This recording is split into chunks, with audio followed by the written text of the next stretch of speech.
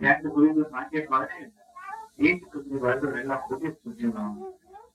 ഇതുകൊണ്ടാണ് ഈ പഴയ ജീവിതമെല്ലാം കളയണമെന്ന് എപ്പോഴും സാധ്യത പഴയ 24 വയനാട്ടില് ചിലർക്ക് 3 കൗൺസിലിംഗ് വേണം. അങ്ങനെ കർത്താവിട്ട് വരുന്നത് അത് ഒരു കൗൺസിലിംഗ് 3 മണിക്കൂർ എടുക്കണം. എന്നാൽ മാത്രമേ കർത്താവ് വരാൻ കൗൺസിലിംഗ് അത് 9 മണിക്കൂറെങ്കിലും വേണം. കൗൺസിലിംഗ് കൂടി എല്ലാം യേശു എത്തിയില്ല. കൗൺസിലിംഗ് ആണ് എല്ലാ സംശയങ്ങളും വിട്ടുപോകുന്നില്ല. ചിലത് ഒന്നും മതി. എന്തുകൊണ്ടാണ് 2 കൊരിന്ത്യർ 4:4 ശക്തമായിരിക്കുന്നത് ആന്തകാലം അവന് 4:20 മനസ്സില് ഡിപ്പോസിറ്റ് പ്ലെയിൻസ് ഈ ഡാർക്ക്നെസ് എല്ലാ ഡാർക്ക്നെസ് ഭയങ്കര കട്ടിയായിരിക്കും. അത് വിട്ടുപോകണമെങ്കിൽ 3 കൗൺസിലിംഗ് തന്നെ വേണം. കൗൺസിലിംഗ് കൂടിയ അത് വിട്ടു ഉദാഹരണം ഒരു ടൗൺ അത് കൊടുക്കണം. വെളിപ്പെടുത്തി എല്ലാ ദൈവം വെളിപ്പെടുത്തിട്ട് കൗൺസിലിംഗ് കഴിഞ്ഞിട്ട് പോയപ്പോ ഒന്നുമില്ല. കൗൺസിലിംഗ് പോകുന്നു ക്ലാസിന്റെ പെട്ടെന്നേക്ക് വരുമ്പോ ഇനിയും കൗൺസിൽ ചെയ്യാൻ തോന്നുന്നു. 2ാമത് കൗൺസിൽ ചെയ്യാൻ പറഞ്ഞപ്പോഴാണ് 27 മന്ത്രവാദികൾക്ക് അവൻ അടിമയാണ്. അതൊന്നും ഓർക്കുന്നില്ല. കണ്ടോ ഒന്നും ഓർമ്മിപ്പിക്കില്ല.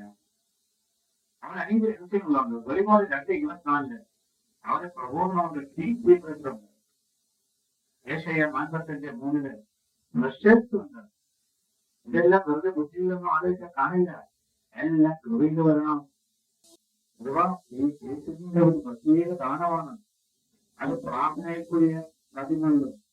ഇതുകൊണ്ടാണ് ഈ അധ്യാത്മിക പ്രാർത്ഥിക്കണമെന്നെല്ലാം പറയുന്നത്. സങ്കീർത്തനം 119 62 വാക്യത്തിലും 148 വാക്യത്തിലും യേശയ്യ 26:9 സങ്കീർത്തനം 77:6 സങ്കീർത്തനം 63:6 എല്ലാം ശാസ്ത്രീയ പ്രാർത്ഥിച്ചാലാണ് ഇതെല്ലാം കളിപ്പെടുന്നത്. 1 കൊരിന്ത്യർ വളരെ ദൈവത്തിന്റെ ആത്മാവ് എല്ലാവരും വെളിപ്പെടുത്തി തരാൻ സാധ്യമല്ല.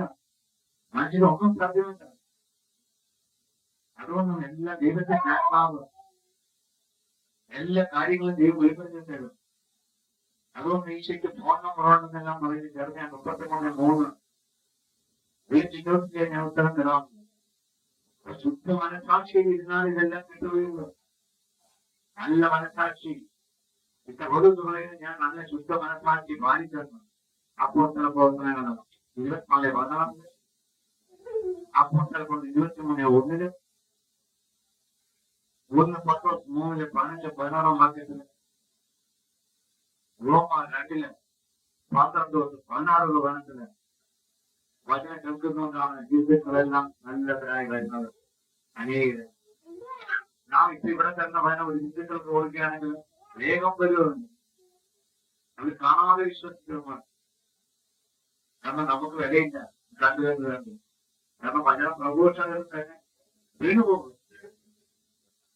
അതും മായത്തരത്തുകൊണ്ട് വരുന്നത്.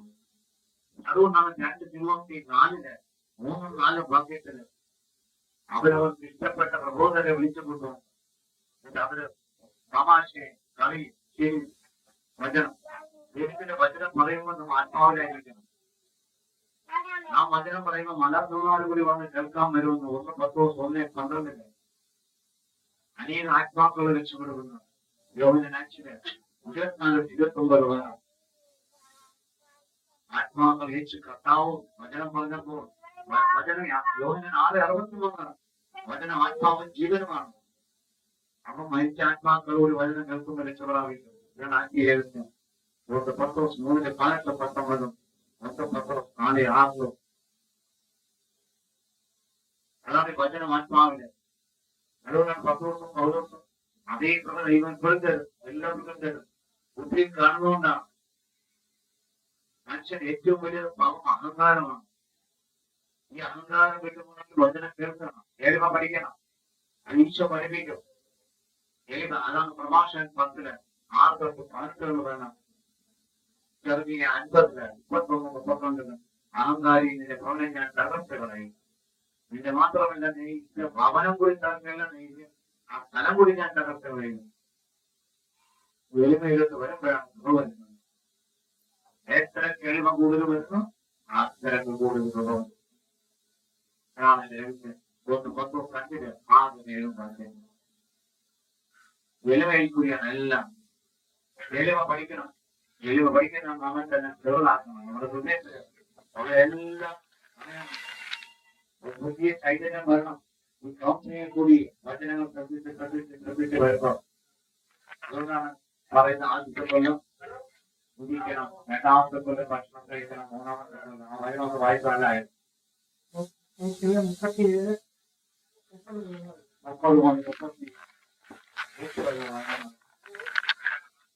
ഇത് നിങ്ങൾക്ക് അടയാളമൊഴിക്കും. ഈ വർഷം സ്വയം വളരുന്നത് ഭക്ഷിക്കുക. രണ്ടാം വർഷവും അങ്ങനെ തന്നെ ചെയ്യുക.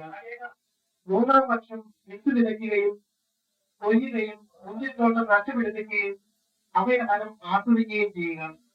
യൂദായുടെ ഭവനത്തിൽ അവശേഷിക്കുന്നവർ വീണ്ടും വേൽ പിടിക്കുകയും ഫലം പുറപ്പെടുവിക്കുകയും ചെയ്യും. യെരൂശലേമിൽ നിന്ന് ഒരു അവശിഷ്ട ഭാഗം പുറപ്പെടും. ജീവൻ സമൂഹത്തിൽ നിന്ന് അതിജീവിച്ചവരുടെ ഒരു ഗണവും സൈന്യങ്ങളുടെ കർത്താവിന്റെ തീഷ്ണത ഇത് നിവൃത്തിയാക്കും. അസീറിയ രാജാവിനെ കുറിച്ച് കർത്താവ് അരുളി ചെയ്യുന്നു, അവൻ ഈ നഗരത്തിലേക്ക് വരികയോ ഇതിനെതിരെ അമ്പെയ്യുകയോ ചെയ്യുകയില്ല. പരിശീലനം വേണ്ടി കൊണ്ട് ഇതിനെതിരെ ഉപരോധം വരെ നിർമ്മിക്കുകയില്ല. വന്ന വഴിയിലൂടെ തന്നെ അവൻ തിരിച്ചു പോകുമെന്നും നഗരത്തിൽ പ്രവേശിക്കുകയില്ലെന്നും കർത്താവ് അരുളി ചെയ്യുന്നു. എനിക്ക് വേണ്ടിയും എന്റെ ദാസനായ ദാവീദിന് വേണ്ടിയും ഞാൻ ഈ നഗരത്തെ സംരക്ഷിക്കും. കർത്താവിന്റെ ദൂതൻ അസീറിയക്കാരുടെ പാളയത്തിൽ കടന്ന് 1,85,000 പേര് വധിച്ചു. അതിരാവിലെ ഉണർന്നപ്പോൾ അവരെല്ലാം മരിച്ചു കിടക്കുന്നത് കണ്ടു. അപ്പോൾ അസീറിയ രാജാവായ സെനാകെരീബ് തിരിച്ചുപോയി നിഗമയിൽ വസിച്ചു.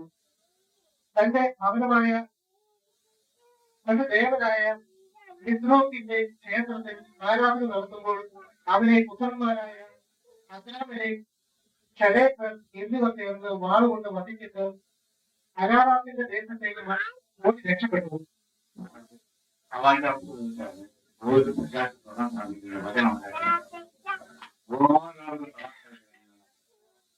അറിയാതെ തന്നെ വളർന്നു. മാർക്കോസ് 4:21 വായിക്കാൻ നിങ്ങൾ അറിയാതെ ഇങ്ങനെ പോയിക്കൊണ്ടിരിക്കണം. നിങ്ങൾ വളർന്നുകൊണ്ടിരിക്കുന്നത് ആത്മാവ് നിങ്ങൾ അറിയാതെ അതാണ് ആ പറയുന്നത്. മാർക്കോസ് 4:21 വായിക്കാൻ അവൻ പറഞ്ഞു, ദൈവരാജ്യം ഒരുവൻ ഭൂമിയിൽ വിത്ത് വിതയ്ക്കുന്നതിന് സദൃശം. അവൻ ചാവും കാണും ഉറങ്ങിയും ഉണർന്നും കഴിയുന്നു. അവൻ അറിയാതെ തന്നെ വിത്തുകൾ പൊട്ടിമുളച്ച് വളരുന്നു. ആദ്യം ഇല, പിന്നെ കതിർ, തുടർന്ന് കതിരിൽ ധാന്യം വരണം. ഇങ്ങനെ തന്നെ ഭൂമി ഫലം പുറപ്പെടുവിക്കുന്നു. ധാന്യം വിളയുമ്പോൾ ഒരിക്കലും കാലമാകുന്നതുകൊണ്ട് അവൻ അരിവാൾ വെക്കുന്നു. അരിവാൾ വെക്കലാണ് അപ്പോഴാണ് നിങ്ങളിലെ കൂടി അനേക കഥാകൾ കൊണ്ടുവരുന്നത്. 4 കൊല്ലം കഴിയുമ്പോഴാണ് അരിവാൾ വെക്കുന്നത്. അതാണ് വേലക്കാർ ജീവിക്കാം. ആദ്യം എന്തുമാത്രം വെള്ളമാണ്. ആരും ഇല്ല വേലക്കാർ. ഉള്ള വേലക്കാരനെ കടന്നു നഷ്ടം പോകും.